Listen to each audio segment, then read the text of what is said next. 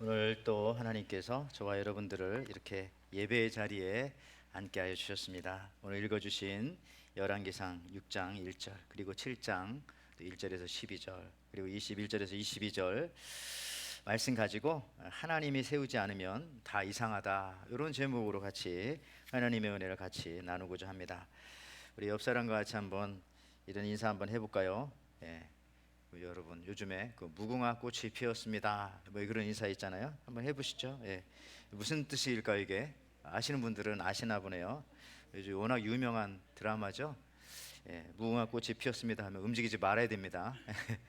그렇게 저는 해석이 되더라고요. 그래서 우리 하나님께 집중합시다. 예. 우리 예수님 샤론의 꽃, 예수님 그 샤론의 꽃이 무궁한 건 아시죠? 예, 같은 단어입니다. 여러분, 요즘에 100만 원 죄송합니다. 100불만 되면 100불 여러분의 그 피 검사를 통해서 여러분 유전 정보를 분석을 받을 수가 있습니다. 대표적으로 미국에 두 가지 회사가 있는데 23andMe라고 하는 노스캐롤라이나의 벨링턴에 있는 그런 이 피 검사에서 유전자 분석해 보내주는 회사가 있고요. 또 마이헤리티지라고 하는 텍사스주 휴스턴에 있는 그런 회사, 두 가지가 유명한데요. 여기다 여러분들 이렇게 피 보내면은 휴먼 게놈 프로젝트에 의해 가지고 여러분들의 피를 분석해서 유전자 그 정보를 주는데요. 이것이 2003년만 하더라도요, 우리들 피 검사하는데 요 유전자 뽑아서 유전자 이 염기 서열 이렇게 알아서 보고해 주는데 돈이 얼마 든지 아세요? 30억 달러, 한국 돈으로 3조 2천억 원. 이거 뭐 할 수 없는 거죠. 근데 요즘은 이게 100달러가 된 거예요. 참 과학이 많이 발달했습니다. 그래서 초고속 분석기가 여러분들의 피를 분석해서 유전자 염기 서열을 분석 안내해 주실 겁니다. 어떤 사람들 보냈더니 이러더래요. 내 피를 검사했더니 70%가 몽골 피고, 그지 그렇대요. 나 한국 사람인 줄 알았는데 피 속에는 우리 조상이 몽골인이었구나. 또 어떤 사람들은 일본 사람을 그렇게 싫어하고 뭐 반일 감정이라고 할까요? 이런 게 심했는데 피 검사해봤더니 자기 피의 유전자의 40%가 일본인의 유전자가 있다. 이거 다 나오거든요. 어떤 아이는 머리가 곱슬곱슬해서 한번 심심하니까 그냥 조사해보는 거예요. 뭐 비싸지 않으니까 해봤더니 인도의 피가 30%가 섞여 있다. 석가모니가 조상일 수도 있겠어요. 여러분 세상에 이걸 보면서 영원한 것은 없구나. 이게 다 섞이고 다 바뀌고 그렇구나. 세상에 유일한 건 오직 하나, 정말 하나님의 말씀, 이것만이 영원하구나. 그러니까 우리가 그런 거예요. 서로 싸우지 말고 우리 타인종들 서로 미워할 이유도 아무것도 없어요. 다른 나라들 뭐 잘 되고 망하고 뭐 이런 것도 그런 거에 너무 신경 쓰지 말고 다 같이 하나님 앞에 나오고 잘 됐으면 좋겠다. 여러분들, 그래서 우리가 괜히 이렇게 타인종들 미워하고 다른 나라 사람들 미워하고 그러다 보면 우리 그리스도인인데도 불구하고요, 천국 가면 우리가 어색하지 않을까요? 이상하지 않을까요? 그러니까 말씀은 모든 세계를 초월하고 모든 인종을 그렇게 초월하게 되는 것입니다. 자, 오늘 설교 제목이 하나님이 세우지 않으면 다 이상하다, 이제 그런 제목을 좀 잡아봤어요. 시편 127편 1절에 여호와께서 집을 세우지 아니하시면 세우는 자의 수고가 헛되며 여호와께서 성을 지키지 아니하시면 파수꾼에 껴있음이 헛되도다. 그러니까 하나님이 세워주지 않으면 지금은 세워진 것 같지만 나중에 다 아무것도 아니에요. 헛된 겁니다. 하나님께서 지켜주시지 않으면은 지금은 안전한 것 같지만 나중에 그 다 헛된 거였구나. 여러분들 그 셰익스피어의 4대 희극 중에 맥베스라고 하는 거 읽어보시고 아시는 분들 많을 겁니다. 이 맥베스라는 사람 주인공인데요. 이 사람이 이 뱅코랑 함께 이 반란군을 토벌하고 말을 타고 돌아옵니다. 근데 돌아올 때 맥베스가 이상한 말을 해요. 그 희곡에 보면요, 이런 말합니다. 오늘은 지금 날씨랑 비슷하네요. 날씨가 좋기도 하지만 음침하기도 하다. 좀 아까 예배드릴 때 날씨 좋았는데 지금은 또 비가 오면서 음침하네요. 이런 말 합니다. 오늘 날씨가 좋기도 하고 참 음침하기도 하다. 근데 이 말이 이 맥베스 희곡의 키 센텐스랍니다. 그러니까 이 맥베스와 이 뱅코가 전쟁 후에 승리하고 고향으로 또 오는데 세 명의 여자들이 와서 저렇게 맞이하면서 이상한 말을 합니다. 이렇게 말하죠. 저 세 명의 여자들이 깨끗한 것은 더럽고 더러운 것은 깨끗하다. 뭔가 알듯 말듯 알쏭달쏭 이상한 말 하면서 춤을 추고 노래합니다. 역시 이것도 이 연극의 포인트가 되는 거죠. 여러분, 마귀는 항상 알쏭달쏭 이상하게 만들어 헷갈리게 만듭니다. 그래서 우리를 공격하죠. 에덴 동산에서도 그러지 않았습니까? 여러분, 이 맥벳 이야기를 조금 더 하겠습니다. 이 세 여자는 사실은 저 연극에서 보면은 마녀들이었어, 마녀. 그러니까 이 세 명의 이 여자들이 막 춤을 추며 노래하는 첫 번째 마녀가 이럽니다. 맥베스 만세, 글램주 영주께 영광과 축복이. 또 두 번째 또 여자가 막 춤을 추면서 또 이런 말하죠. 맥베스 만세, 코도 영주께 영광과 축복이. 근데 또 세 번째 마녀가 이렇게 말합니다. 장차 이 나라의 왕이시여 맥베스 만세. 근데 이것을 맥베스가 들으니까요, 첫 번째 두 번째 말은 맞는 말이에요. 왜냐하면 자기가 글램즈 지역을 통치하던 영주였으니까 그거 맞고, 지금 코도 지역을 정복하고 돌아와서 그게 자기 땅이 되었으니까 거기에 영주가 되는 것도 맞아요. 근데 세 번째 말을 딱 들으니까 그 말이 마음속에 쑥 들어와 버린 겁니다. 이 나라의 왕이시여. 아직은 왕은 아니거든요. 지역의 그냥 영주일 뿐이죠. 근데 내가 이 나라의 왕이 된다고? 이 가룟 유다처럼 마음속에 이 말이 싹 들어온 겁니다. 그러니까 나는 앞으로 이 나라의 왕이 될 것이다. 이때부터 맥베스는요, 사람들을 의심하기 시작하는 거예요. 온갖 두려움을 갖게 됩니다. 밤에 잠을 푹 자지도 못하고 결국 모든 사람들을 의심하게 되어지고 가까운 사람들부터 죽이는 거예요. 저게 내가 왕이 될 거니까 제가 지금 나한테 이런 일을 하는구나. 왕 못 되게 하려고 한 사람 한 사람씩 죽이고, 결국에는 자기 스스로 목이 잘려 죽어요. 자살은 아닌데 어떻게 자기 스스로 목이 잘려 죽는 그런 것이 연출됩니다. 근데 이것이 어디서부터 시작되었는가? 이상한 마음을 갖게 만든 것부터 시작된 겁니다. 이상한 마음, 분명하지 않은 마음, 여기서부터 시작된 거예요. 아까 말했잖아요. 오늘 날씨가 좋기도 하고 음침하기도 하다. 여러분, 오늘 그렇습니까? 여러분, 우리는 비가 와도 행복한 날이고요, 해가 떠도 행복한 날이고, 예수님이 계시니까, 그죠? 경제가 잘 돼도 행복하지만 경제가 잘 안 돼도 행복하죠. 우리가 여기서 영원히 살 것도 아닌데요. 이렇게 여러분들, 아까 그 여기 이 희곡에서도 깨끗한 것도 더럽고 더러운 것도 깨끗하다 뭐 이러면서, 예수 믿으면 이게 아닙니다. 항상 우리가 예수 믿음으로 말미암아 우리 죄 씻음 받고 우리는 깨끗함을 받았다. 그리고 우리 성도들도, 우리 형제들도 우리 다 같이 천국 갈 거다. 그래서 마태복음 5장 37절에 이런 말씀합니다. 예수님께서 너희는 예할 때에는 예라는 말만 하고 아니오 할 때는 아니오라는 말만 하여라. 이보다 지나치는 것은 악에서 나오는 거니라. 이상하게 이것도 아니고 저것도 아니고, 특히 우리 예수 믿을 때도요, 저 사람이 저거 예수 믿는 사람인지 아닌지, 교회는 가는데 말하는 것 보면 아닌 것 같기도 하고, 뭔가 판단하는 것 보면은 아닌 것 같기도 하고, 그런 경우 많잖아요. 이상하면 안 됩니다. 분명해야 돼요. 분명해. 여러분들, 우리 신앙인들은 믿으면 믿고 안 믿으면 안 믿는 겁니다. 신앙인은 믿어야 되겠죠. 믿는 겁니다. 이상한 말 하면 안 되고요. 인생의 목적이 분명해야 되는 거예요. 우리는 딱 목적이 정해졌잖아요. 주님 앞으로 가는 거. 그렇지 않으면 이 맥베스처럼 죽음, 공포, 두려움, 이거에 떨다가 망하는 겁니다. 잘 돼도 두렵고 안 돼도 두렵고, 인생의 목적이 예수님처럼 분명하면은 결코 망하지 않습니다. 사실 왜 이렇게 분명하지 않아요? 자기 손에 안 보려고, 자기 십자가 안 지려고. 늘 자기중심적이기 때문에 그게 늘 두렵고 떨리고 불안하고 잃을까봐 그렇게 되는 겁니다. 근데 이게 아니요 분명하게 위해서는 딱 예수님께 집중하면 가능하죠. 그래서 잠언 10장 22절에도 이런 말씀합니다. 여호와께서 주시는 복은 사람을 부하게 하고 근심을 겸하여 주지 아니하시느니라. 그러니까 하나님이 세우지 않고 하나님이 주시지도 않은 것을 갖고 있으면 그때부터는 가졌지만은 근심이 생긴다는 거예요. 하나님이 주시지 않은 이 복이라고 세상 사람들이 말하는 그 복을 갖고 있으면은 근심도 같이 온다니까요. 하나님이 주시지 않은 거는. 그래서 어떤 사람들은 경제적으로는 부유한데 늘 근심으로 삽니다. 늘 근심으로. 근데 어떤 사람들은 친구가 참 많은데, 친구가 없는 사람들은 부러운데, 근데 그 친구들 때문에 늘 근심하며 살고, 어떤 사람들은 가족이 없는데 가족 때문에 근심하고, 어떤 사람들은 자녀가 없어가지고 자녀가 있으면 좋겠다 이런 집도 있지만, 어떤 집은 자녀가 많아서 근심하는 사람들도 있고, 그렇잖아요. 그러니까 하나님이 주시지 않은 걸 갖고 있으면 언제나 근심하게 된다는. 건강도 마찬가지죠. 건강하면 근심이 없을 줄 알았는데, 여러분들 따지고 보면은 막 건강하려고 운동하고 하는 것도 그게 두려워서 운동하고 그런 것도 아닙니까?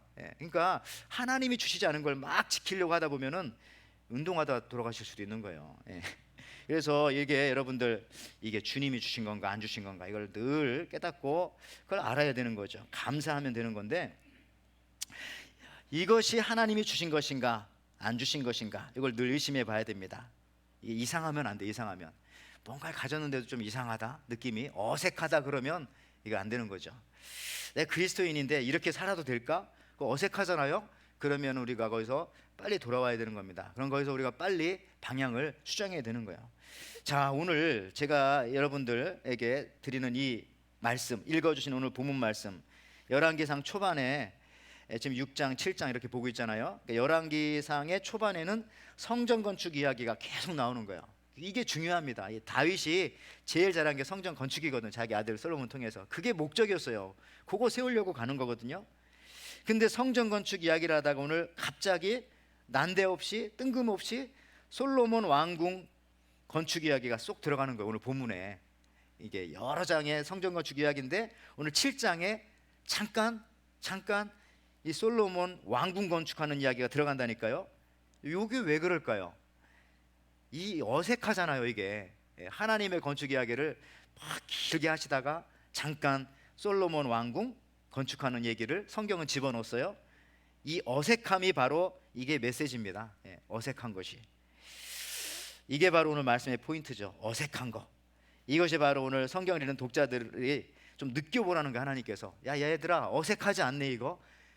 성전 건축 쭉 얘기하는데 잠깐 이 솔로몬 이 자기 궁궐 그 궁전 건축하는 거 들어간 거 너희들이 봐도 이상하지 않니? 어색하지 않니? 하고 하나님께서 우리한테 말씀을 통해서 대화를 걸어 오시는 거예요. 오늘 성경 본문을 통해서 이 엄청난 어떻게 보면 성전 건축 이야기하는 중에 갑자기 웬열이라고 하대 옛날에 솔로몬 이 궁전 어색하지 않아? 이 어색함은 이거 어쩔 거냐? 오늘 메시지라니까요. 더군다나 오늘 솔로몬의 이 궁전의 규모를 보니까요 하나님의 성전보다 4배가 큽니다. 4배가. 여기 치수가 막 나오거든요. 이 치수를 그대로 성경에 기록하고 있는 거예요. 이거는 여러분들도 착각하시면 안 됩니다. 이 솔로몬이 복을 받아가지고 궁궐을 졌다는데 성경이 이렇게 자세하게 기록하네. 이거 하나님께서 솔로몬이 받은 부의 축복을 자랑해 주려고 치수가 얼마고 뭐 크기가 얼마고 이렇게 써놨을까? 그 반대라니까요. 이거 솔로몬 어색하지 않니? 뭔가 냄새가 나지 않니? 이걸 말씀하시는 거야. 다윗의 아들로서는 어울리지 아니함을 이거 어쩔 거냐는 겁니다. 하나님께서 이런 어색함들을 여러분들이 딱 찾아야 되는데 어떤 분들 성경 읽다가 반대로 해석하더라고요. 이런 솔로몬의 복을 나도 받게 해주십시오. 성경 그렇게 얘기하려고 하는 게 아닌데 지금 어색함을 여러분 느끼셔야 됩니다. 여러분 스님이 냉면집에 가가지고 고기를 시켜 먹는데 그 위에 이 주인이 소고기 고명을 얹어온 겁니다. 이때 두 사람 눈빛을 봤는데 서로 어색한 거예요. 스님과 주인이. 그때 스님이 하는 말이 뭐라고 했다고요? 야 깔어. 어디다 밑에다 깔아가지고 갖고 와야지. 이거 위에다가 가지고 오면 어떡해. 어색하잖아요. 어쨌든 스님한테 냉면은 좋은데 그 위에 소고기 고명 얹어오면 불교 고기 안 먹으니까. 여러분 이런 어색함들 많죠. 스님 얘기해서 계속 그렇지만 뭐 스님이 한강 건너가 얼음판에 6.25 때 건너가다가 쫄딱 미끄러졌는데 하는 말이 아이고 하나님. 그때 다 쳐다봤는데 알고 봤더니 스님인 거예요. 또 어색하잖아요 서로. 비슷하지만 이 비구니 여자 승려를 비구니라고 하잖아요. 이 연말에 식당에 저녁 먹으러 들어갔는데 거기 마침 앉아있던 테이블에 50대 초반의 남자들이 탁 해서 술잔을 이렇게 기울이면서 하는 말이 야 이제 우리 50이 되었으니까 우리 건배하자 그랬더니 어떤 사람이 우리 중년이 되었으니까 우리 오는 중년을 위하여 건배 딱 했는데 그때 문을 열고 비구니 여성이 딱 들어온 거예요. 오는 중년을 위하여. 그때 좀 어색하지 않았을까요? 의도하지 않은 건데 여러분들 이런 어색함보다 더 어색한 것이 오늘 본문의 말씀인 거예요. 한참 성전 건축 얘기하시다가 갑자기 솔로몬 궁전 지은 이야기로 하나님께서 우리한테 이 어색함을 보여주는 거예요. 고발하시는 거죠. 이거 어떨 거냐? 이상하지 않니? 하면서 솔로몬 성전은요 사실은 다윗이 다 준비해 놓은 거예요. 역대상 22장 5절에 보니까 다윗이 이르되 내 아들 솔로몬은 어리고 미숙하고 여호와를 위하여 건축할 성전은 극히 웅장하여 만국의 명성과 영광이 있게 하여야 할지라. 그러므로 내가 이제 그것을 위하여 준비하리라 하고 다윗이 죽기 전에 많이 그러니까 다 준비해 놓은 겁니다. 많이 준비하였더라. 그러니까 성전 건축 자재뿐만 아니라 석수, 목수, 뭐 이거 외교 관계까지 다 해놓고 다윗이 하나님 앞에 간 거예요. 열왕기상 6장 7절에 이 성전을 건축할 때에 돌을 그 뜨는 곳에서 다듬고 가져다가 건축하였으므로 건축하는 동안에 성전 속에서는 방망이나 도끼나 모든 철연장 소리가 들리지 아니하였으며, 무슨 얘기냐면 다윗이 완벽하게 준비해 놓고 간 거예요. 그냥 솔로몬이 짜 맞추기만 하면 되는 거예요. 모든 걸 다. 예? 여러분들 참 이게 그런 겁니다. 이게 어색함. 솔로몬은 성전을 짓는데 여러분들 7년 걸렸어요. 솔로몬은 아버지 다 준비해 놓은 것 가지고 그때 15만 3,600명 동원했고요. 그때 들어간 주 재료는 돌입니다. 돌. 근데 어떤 돌은 600톤이나 됐대요. 그 시대에 어떻게 600톤이나 되는 돌을 옮겨왔을까? 근데 이게 다 다윗이 해놓은 거예요. 다. 어떤 거는 돌이 길이가 50m래요. 100m에 반 50m. 그런 돌을 어떻게 자르고 옮겨왔을까? 이게 다윗의 정성이 대단하죠. 그걸 갖다가 이제 솔로몬 아들이 만든 건데, 여러분들 솔로몬은 그냥 숟가락만 얹은 겁니다. 그런데 성전 짓는 이야기에서 갑자기 궁궐 짓는 이야기가 나오더니 자기 궁궐을 몇 년 동안 짓는지 아세요? 솔로몬이 아버지가 준비하는 거 가지고 성전은 7년 동안 졌는데 궁궐은 오늘 보니까 열왕기상 7장 1절 2절에 솔로몬이 자기 왕궁을 13년 동안 건축하여 그 전부를 준공하리라. 자기 궁궐은 13년 졌어요. 하나님 성전은 7년 동안 짓고 좀 2배잖아요. 그런 다음에 2절에 그가 레바논 나무로 왕궁을 지었으니 길이가 100규빗이요 너비가 50규빗이요 높이가 30규빗이라 백향목 기둥이 4줄기이요 기둥 위에 백향목 들보가 있으며. 그렇잖아요. 자기 궁궐은 성전보다 2배나 더 시간도 걸리고 거의 2배 물질과 정성 기울였다는 겁니다. 여러분들 아시잖아요. 하버드, 예일, 프린스턴 이런 것들 옛날에 원래 다 이게 신학교 목사님들 양성하려고 만들었던 그런 학교였는데, 아시는 것처럼 프린스턴은 채플과 도서관 높이가 똑같은데 사실은 채플이 지하로 더 깊이 들어가기 때문에 더 규모가 크죠. 그러니까 이제 성전을 더 학문을 중요하는 학교지만 성전이 중요하다. 하나님 앞에 이걸 강조해. 근데 오늘 솔로몬은 그 반대였어요. 더구나 성경은 그가 레바논의 나무인 백향목으로 지었다. 이거를 여러 번 2절에서 강조합니다. 사실 여러분 백향목은요 돌보다 귀한 재료였어요. 그 당시에 특히 레바논의 백향목은요 지금도 그렇지만 세계에서 제일 좋은 건축 자재입니다. 한번 이 백향목으로 집을 지면 1000년을 가 1000년을. 지금도 뭐 어떤 나무는 살아있는 뭐 3000년짜리 백향목이 있다니까. 어떤 인터넷 찾아보니까 5000년도 됐다고 하는데 뭐 그렇게도 나오더라고요. 여러분 이 레바논이라고 하는 나라가 지금도 자기 나라 국기에다가 저렇게 백향목을 국기에 그려 넣었잖아요. 그만큼 저게 레바논의 백향목은 대단한 나무인 것은 분명합니다. 지금도 이 유네스코에서 저게 세계문화유산으로 백향목을 지정해 놨는데 지금은 이 12그루 숲밖에는 남아있지 않대요. 다 비어갔으니까. 유럽에서 로마에서 특별히 그 전에는 이집트에서 다 비어가고 뭐 나중에 영국에서 프랑스에서 다 지금 거의 다 멸종 위기입니다. 그만큼 좋은 거예요. 저것이 전 세계적으로. 근데 이 성전 건축이라고 하는 국가적인 사업이요 자기 아버지 유언이요 이 중요한 사역 중에 왜 자신의 궁궐에 대해서 이 어색함의 이야기가 삽입된 겁니까? 성경은 솔로몬의 이 안 좋은 상태를 자신의 궁궐을 짓는 것을 통해서 그렇게 표현을 해주고 있는 거예요. 여러분들도요 그래요. 하여튼 이 솔로몬은 안타깝게도 틀렸다는 겁니다. 틀렸다. 그리고 이런 궁전을 하나만 지은 게 아니라 비슷한 것을 여러 개 지었어요. 근데 왜 지은지 아십니까? 왜 이렇게 솔로몬은 궁궐을 지었을까요? 부인이 1000명이었거든요. 부인을 위해서 지금 궁궐을 지은 거예요. 자기 부인을 위해서. 열왕기상 7장 8절에 나오네요.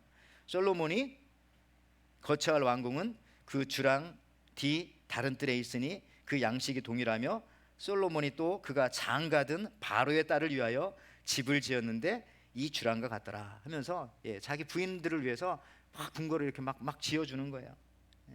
여러분 이런 게 어색하잖아요. 이게 어색하면 오늘 메시지라니까요. 이걸 우리가 캐치해내야 됩니다.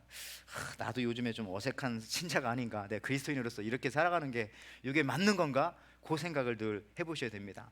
하와가 왜 넘어갔어요? 뱀의 어색함을 발견하지 못한 겁니다. 뱀이 와서 하와에게 에덴 동산에서 대화를 걸지 않습니까? 알아냈어야죠. 뱀이 말하네? 이걸 딱 찾아내야 되는데 뱀하고 말하고 있어요. 아니, 뱀도 동물이 그동안 사자도 있고 여러 가지가 있을 텐데 다른 동물들하고 말하는데 뱀 너만 왜 와가지고 얘기하냐? 그리고 네가 뭔데 내가 사랑하는 하나님 얘기를 네가 네 입에 담는 거야? 하면서 그 어색함을 딱 그 발견해야 되는데 그렇게 하지 않고 뭐 그럴 수도 있네 하면서 빠져 들어가는 거예요. 여러분들 이 어색함들 발견해야 돼요. 교회에서도요, 딱 교회 왔는데 교회에 가면은 예수님 얘기를 해야 되잖아요. 예수님 얘기. 우리가 어떻게 복음을 전할 것이고, 참 우리 교회가 어떻게 하면 하나님의 또 이 뜻을 잘 이룰 것이고, 어떻게 하면 사람들에게 근데 그런 얘기는 안 하고 교회 와가지고 막 경제 얘기, 뭐 사랑방 예배 끝나면 마지막에 다 정치 얘기, 돈 이야기, 막 집 사는 이야기, 막 이런 걸로 하면은 좀 어색하잖아요. 좀 어색하다. 이걸 딱 스스로도 그렇고 서로도 캐치해내야 됩니다. 거기 가서는 하나님을 찬송하고 주님이 나와 함께 하시고 이런 얘기가 주가 돼야 되는데 이상하게 먹는 얘기만 하고 어디가 맛있대더라, 어디가 좋대더라, 어디가 싸다더라, 지금 어디에 세일을 한다, 이런 것만 하면은 이게 좀 어색하잖아요. 이게 교회인가, 이것이 믿음의 공동체인가, 그런 것들을 발견해내기만 하면 돼요. 근데 그걸 발견하지 못하면 솔로몬처럼 가는 겁니다. 여러분, 이처럼 이 솔로몬이 하나님의 성전을 위해서 아버지가 해놓은 것을 가지고 했지만 자기와 자기 아내를 위해서 궁전을 지었을 때 얼마나 정성을 쏟았는지 모릅니다. 그런 면들을 오늘 성경은 계속해서 고발하고 있는 거예요. 고발. 앞서 보았듯이 귀한 나무인 백향목, 그 다음에 2절 3절을 지나칠 정도로 여러 번 반복했잖아요. 백향목 백향목. 근데 5절에는 뭐라고 하냐? 모든 문과, 이 모든이란 말들 나오잖아요. 문 하나만이 아닙니다. 모든 문과 문설주를 다 큰 나무로 네모지게 만들었는데, 참 모양지게 만들었다는 겁니다. 네모지게 만들었는데, 또 7절에 보니까 온 마루를 그냥 일부만 딱 깐 게 아니라 큰 온 마루를 다 백향목으로 덮었고, 여러분 이게 하나님이 솔로몬 자랑해 주려고 한 게 아니라 참 안타깝다는 겁니다. 야, 우리 성전은 이거 7년 동안 네가 한 거 아무것도 없고 아버지가 해놓은 거 가지고 했고, 너는 너를 위해서 야 모든 문과 문설주와 온 마루를 그냥 백향목으로 다 뒤덮고, 하나님이 엄청 이 질투를 느끼는 거죠. 여러분 여기서 이걸 우리도 이걸 느끼지 못하면 우리 영적인 사이코패스입니다. 이거 느껴야 돼요. 아, 하나님이 참 솔로몬 자랑해 주려는 게 아니라 참 안타까워서 이렇게 다 이걸 기록해 놓으셨네. 여러분, 우리는 어떻습니까? 여러분들 이 물질 이야기를 하면 시험 들 수도 있으니까 이거 좀 나중에 하고 시간을 먼저 얘기해 보죠. 우리가 여러분 드라마를 보는 데는 막 50시간 60시간 막 사용하잖아요. 근데 여러분 설교는 막 30분 들으면서도 이거 왜 이렇게 안 끝나나 막 시계도 보고, 여러분 시계는 요즘 안 봐. 핸드폰 다 보죠. 핸드폰. 왜 핸드폰 보냐면 성경을 본다고도 하고 하지만 뭐 그럴 수도 있겠지만 뭐 왜 이렇게 안 끝나, 몇 시냐, 뭐 몇 분 했나. 여러분들 기도하는데 여러분 몇 시간이나 쓰십니까? 1년 동안 기도 1시간 다 합치면 이거 50시간 될까요? 한 30시간 될까요? 드라마는 금방금방 다 보잖아요. 죄송하지만은 1년이 좀 그러면 평생 여러분 기도한 시간 다 합치면 50시간 될까요? 뭐 그것도 좀 생각해 볼 문제죠. 혹시 나를 위해서는 운동하고 여행하고 막 등산하고 골프하고 여러 가지 그냥 아낌없이 시간을 쓰는데, 하나님의 교회를 위해서는 좀 나오라면 안 나오고 뭐 하자면 안 하고 뭐 시간을 쓰는데, 여러분들 어색하잖아요.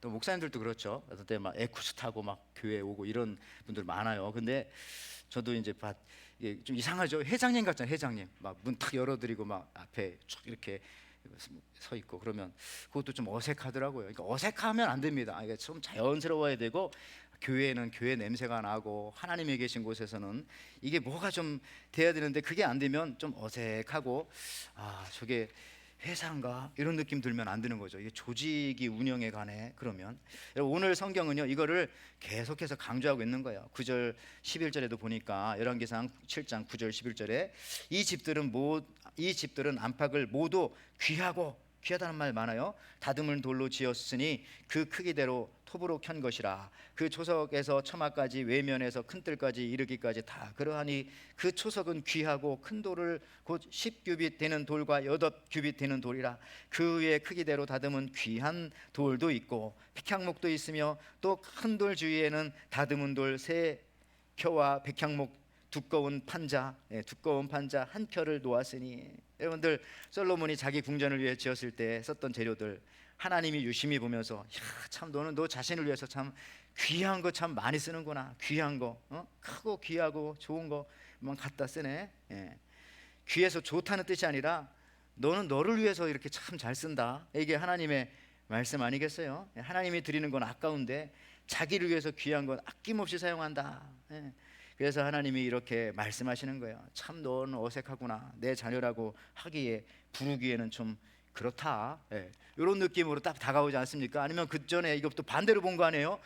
귀하고 귀하고 나도 귀하고 귀하게. 그게 아니라 메시지를 잘 보세요. 전체 이 성전 건축에 이게 쏙 들어가면서 막 이렇게 만들잖아요. 이게 성경은 그래서 여러분 이게 구약 성경의 그 마지막은 말라기로 끝납니다. 근데 그때 상황을 성경은 이렇게 표현하죠. 말라기 1장 8절에서 10절 말씀.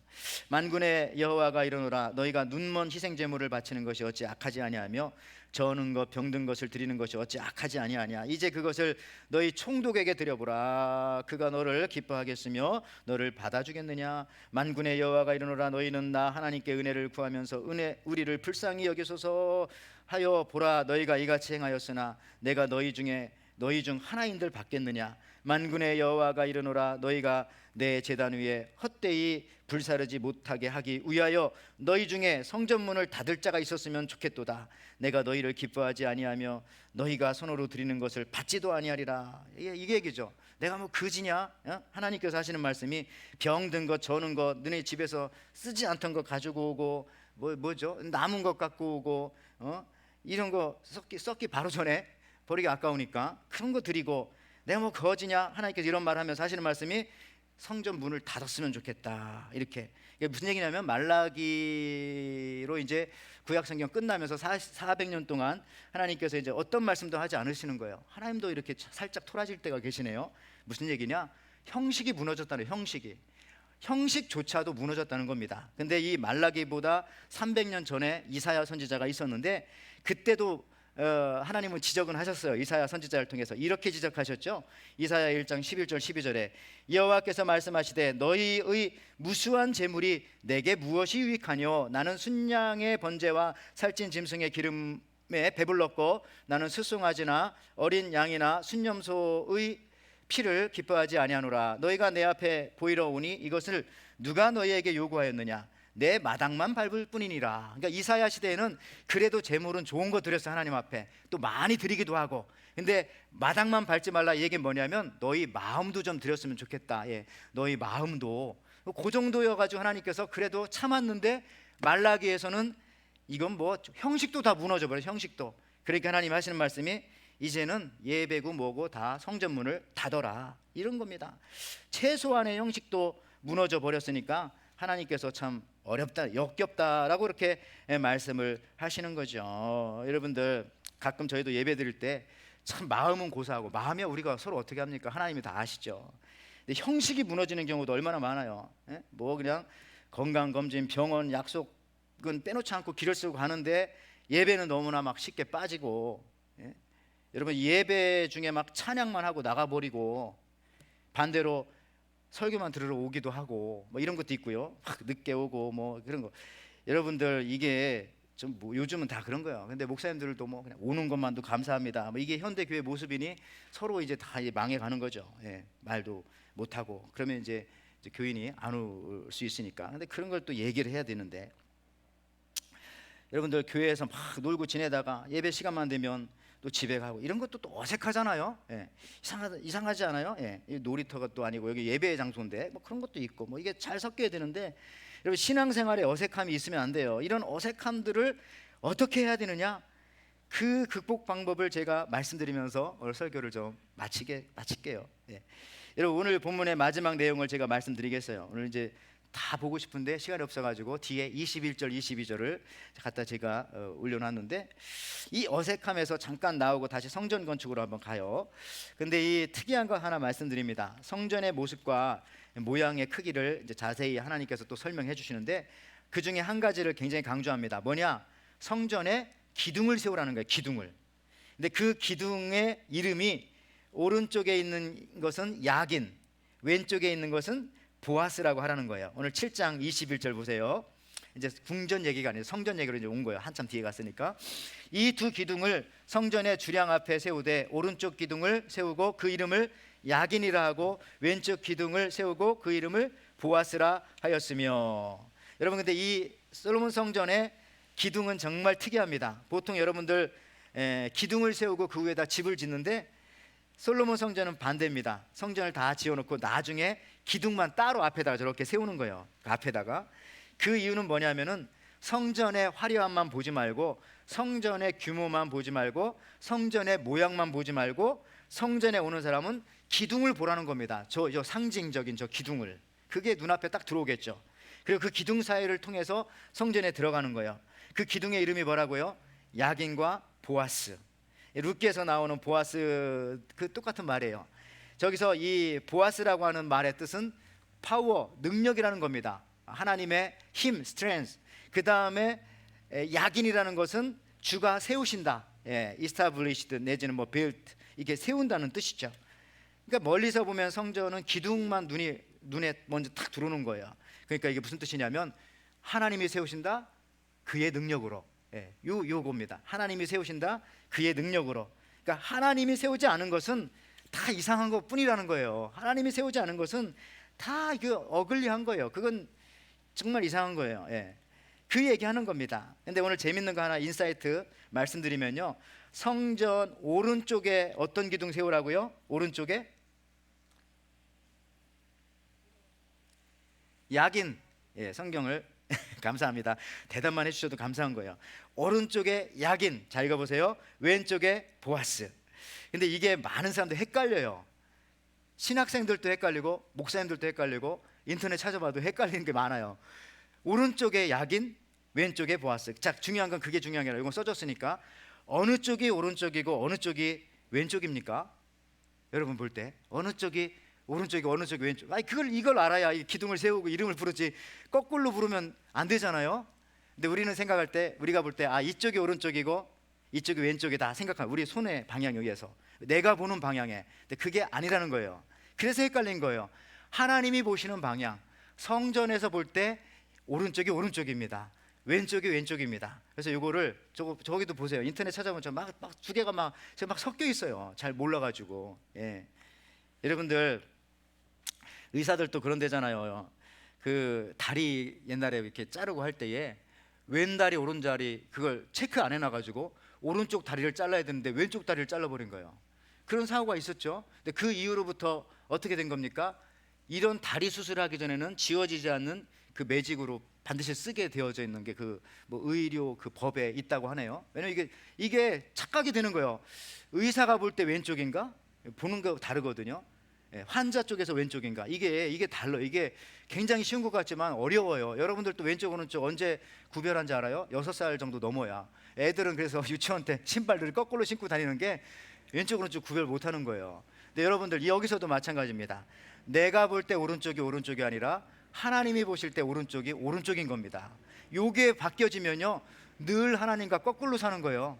내가 옳다고 생각하는 거 오른쪽, 내가 그러다고 생각하는 거, 요게 바뀌면 안 된다는 거예요. 그래서 여러분, 이게 저는 신앙에 있어서 이게 제일 중요하다. 이게 바리새인들의 문제였던 거잖아요. 자기가 오른쪽을 오른쪽이라고 생각한 거잖아요. 주님은 그게 아니라는데. 중요합니다. 하나님 보실 때 오른쪽이 오른쪽이다. 내가 볼 때 그것은 왼쪽이 될 수도 있다. 내가 볼 땐 그게 싫은 것이 될 수도 있다. 근데 하나님께서는 그것을 좋아하신다. 그걸 아셔야 됩니다. 자, 오늘 말씀을 마칩니다. 솔로몬 성전 앞에 있는 이 두 기둥의 가장 중요한 의미는요, 눈에 보이지 않는 성전을 바치는 것이었는데, 눈에 보이지 않는 성전은 영적 이스라엘, 바로 예수 믿는 우리들입니다. 근데 그 뜻이 무엇이냐? 야긴, 그가 세우신다. 보아스, 그의 능력으로. 그러니까 하나님의 능력으로 세우지 않은 것은 다 이상한 겁니다. 어글리한 것이고요, 되게 뭔가 찝찝한 겁니다, 모든 인생에. 그러니까 여러분들 하나님이 세워주셔야 됩니다. 나의 인생도 하나님이 세워주십시오. 우리의 가정도 하나님이 세워주십시오. 하나님이 세우시지 않으면 안 됩니다. 우리들의 자녀들도 내가 가르친다고 되는 게 아니라 하나님이 세워주십시오. 우리 에덴교회도 우리들이 세우는 게 아닙니다. 하나님이 세워주셔야 됩니다. 하나님이 세우셔야 이상하지 않은 거예요. 우리들이 세우면 처음엔 멋있다 좋다 하지만 나중에 시간 지나면 이상하네, 이거 이상하네, 이렇게 되는 거예요. 근데 이미 시간이 다 지나고요. 여러분들, 내 인생과 모든 것이 하나님의 힘으로 세워져야 한다는 겁니다. 그래야 이상하지 않습니다. 그동안 내 힘으로 하려 했던 것들을 우리가 다 내려놓고요, 이런 고백합시다. 주가 세우셔야 합니다. 주가 세우시는 여러분의 인생이 되어 결코 무너지지 않는, 어색함이 없는, 이상하지 않은 정말 귀한 삶, 하나님이 보셔도 아름다운 삶, 다른 사람들이 봐도 참 부러운 삶, 정말 존경하고 싶은 삶, 정말 따라가고 싶은 삶, 그런 신앙의 삶으로 살아가는